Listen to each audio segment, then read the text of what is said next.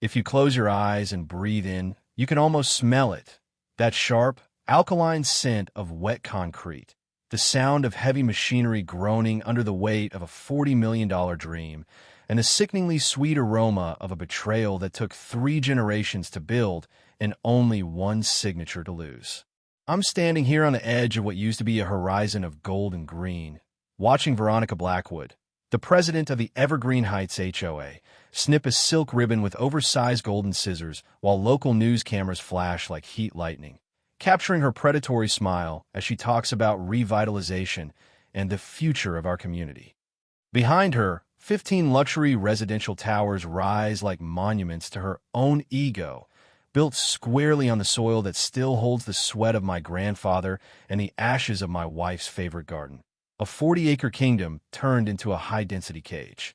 But as the crowd cheers and the champagne flows, what Veronica doesn't see is me, Garrett Mills, a simple electrician with grease under his fingernails and a heart that stopped beating the day they bulldozed the heirloom tomatoes, standing just outside the frame of her victory shot, holding a folder that is about to turn her $40 million empire into a pile of very expensive rubble. Because here's the hook, the part they didn't teach her in law school while she was learning how to prey on grieving widowers. You can own the surface, you can pave the grass, and you can build your towers toward the heavens. But in the state of Colorado, if you don't own what lies beneath the dirt, you're just a tenant living on a ticking time bomb. I let them build it. I watched every floor go up. I stayed silent while they poured the foundations. Why? Because I wanted them to finish their mistake. I wanted every cent of their stolen capital anchored into the ground before I pulled the rug out from under their feet. So, before I tell you how a man who barely understands legalese managed to bankrupt a political dynasty, I have to ask you, how far would you go if someone didn't just steal your land, but tried to erase the only memory you had left of the person you loved? Would you burn it all down, or would you wait until they built something worth losing? To understand the rage, you have to understand the peace that came before it. I'm an electrician by trade, a man who understands circuits, grounding, and the simple truth that if you cross the wrong wires, things blow up. My wife, Sarah, was the brains of the operation. She was the one who kept the ledgers for our 40-acre homestead in Blackwood Valley. She was the one who knew the name of every bird that nested in our oaks. And she was the one who spent 10 years perfecting a garden that provided half the neighborhood with the best tomatoes in the county. When the cancer took Sarah, it didn't just take my heart. It took my navigator. I was a ghost wandering my own hallways, drowning in medical bills and a grief so heavy it felt like physical weight, which is exactly when the predators smelled blood in the water. Veronica Blackwood wasn't just an HOA president. She was a shark in a power suit, a high-stakes real estate attorney married to a city councilman, a woman who viewed the world as a game of Monopoly where she started with all the hotels. She showed up at my door 3 weeks after the funeral with a routine easement update, her voice vibrating with a practiced, hollow empathy that I was too broken to see through. "It's just a formality, Garrett," she whispered, handing me a pen that felt like it weighed 100 pounds. "It just ensures the city can maintain the drainage ditches. It actually protects your property value." I signed it. I signed it because I just wanted her to leave. I signed it because I didn't care about property values in a world without Sarah. What I didn't know, what I couldn't have imagined, was that I hadn't signed a drainage easement. I had signed away the development rights to 35 of my 40 acres and authorized a predatory rezoning that shifted my ancestral homestead from agricultural to high-density commercial. The escalation was brutal. Within months, the peaceful silence of Blackwood Valley was shattered by the roar of yellow caterpillars. I watched, paralyzed, as they leveled the chicken coops I'd built with my father. I watched as they uprooted Sarah's garden, crushing the vines that were supposed to bloom that summer. When I tried to stand in front of the dozers, Veronica didn't send a negotiator. She sent a process server. She hit me with community aesthetic fines, non-compliance penalties, and noise complaints. At one point, they were fining me $500 a day for the eyesore of my own grieving presence. But bullies always get greedy, and greed leads to sloppiness. In their rush to expand the Evergreen Heights subdivision, the HOA surveyors made a fatal error. They crossed the line into a 3-acre patch belonging to my neighbor, Ezra Thorne, a retired Marine with a Purple Heart and a very short fuse. When Veronica's crew tried to move Ezra's fence, they didn't find a grieving widower. They found a man in full fatigue gear with a legal injunction and a shotgun, creating a standoff that made the local news and gave the HOA their first public black eye. That was the crack in the armor. That was when I met Meredith Cruz, a young, hungry lawyer working out of a converted garage who looked at my easement and turned white as a sheet.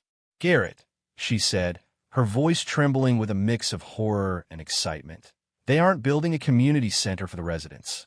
They've already pre-leased these spaces to a national pharmacy chain and a luxury coffee franchise.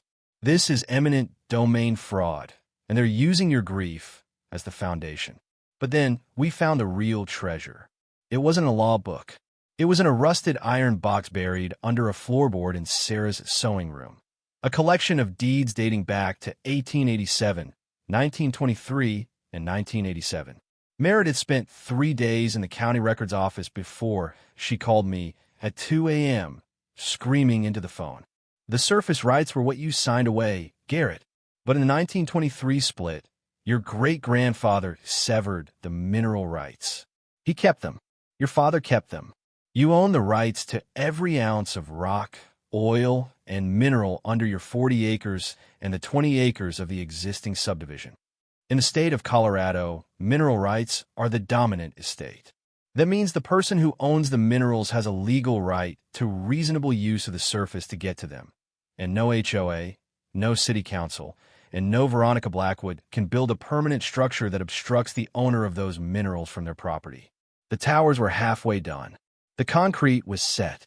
The trap was laid. The climax didn't happen in a courtroom. It happened in the sun, under the shadow of the towers they called the Blackwood Estates. It was the grand opening, the ribbon-cutting ceremony. Veronica was at the height of her power, surrounded by investors and yes-men, looking at the 15 buildings that represented her $40 million crown jewel. She saw me approaching the stage and gave a signal to her security detail to intercept the unstable local, but I wasn't alone.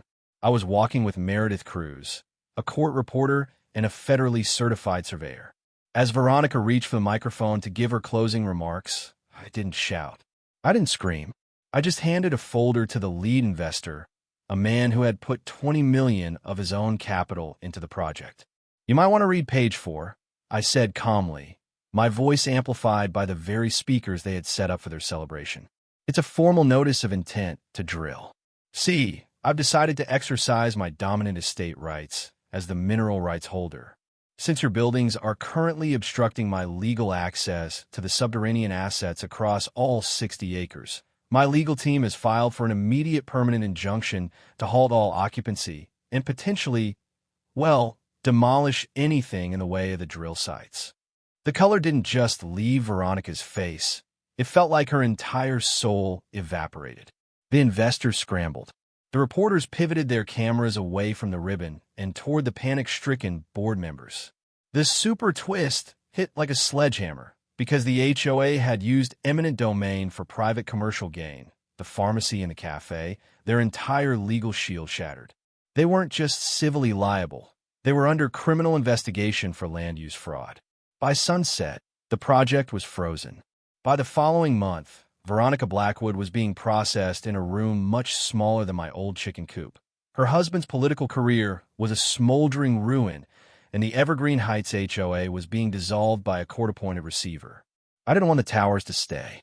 I didn't even want the money, though the $3.2 million settlement for surface interference was a nice way to ensure Ezra and the other neighbors never had to worry about a bill again. Today, if you visit Mills Homestead, you won't see 15 luxury towers. You'll see a massive, sprawling community garden, Sarah's garden, built on the leveled foundations of what used to be Veronica's ego.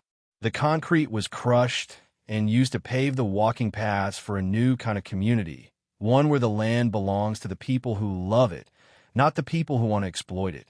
I still live in the old house. I still fix the occasional circuit.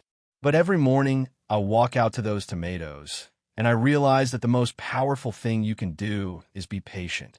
Veronica thought she was building a legacy. I just let her finish her mistake so I could use it as fertilizer. The Evergreen Heights towers are gone, replaced by a permanent land trust that protects the valley for future generations. Justice wasn't just served, it was harvested. But it leaves us with a heavy question. Garrett Mills chose to stay silent and let them spend $40 million just to make the sting of his victory more absolute. Was that justice, or was it a form of calculated cruelty? Where do we draw the line between defending our legacy and becoming the very monsters we are fighting? If someone tried to pave over your memories, would you take the settlement and walk away, or would you wait for the moment you could take everything they ever worked for? Drop your thoughts in the comments. Let's talk about the price of concrete justice. And, as always, keep your eyes on the dirt. You never know what's buried underneath. Subscribe to LULU Stories. Relieved Face Fire.